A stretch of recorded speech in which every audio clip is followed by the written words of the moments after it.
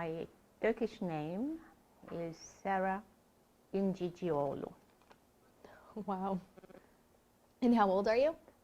I am 76 years old. I was born in Cairo, Egypt on January 27, 1937. Okay. So do you have any memories of Egypt? Oh yes, I have lots of memories. When I left Egypt, I was 17, but I survived not only the 1948 war, also the Second World War. So I'm going to go prior to the 1948 war. My father was an Ottoman veteran of World War I, and he was caught as a prisoner of war in Palestine by the British, and they put him in the Swiss British camp. And when the war was over,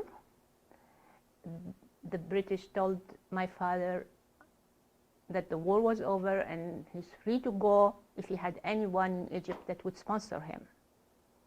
So we had a cousin in Egypt, and they sponsored him, and he stayed in Egypt. He met my mother years later, and they got married. And I have an older brother, and I am the product of wars.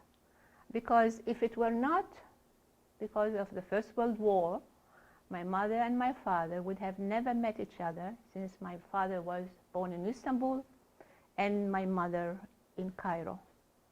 And they're both Karaites, and therefore I am a Karaite.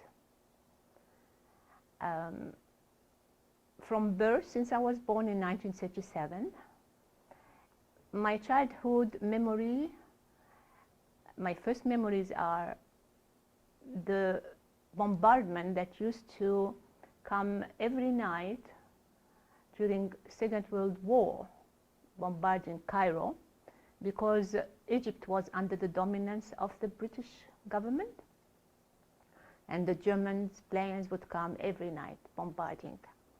And as a very small child, I vividly remember my father carrying me on his back, running down the stairs to go to the shelter in our apartment building.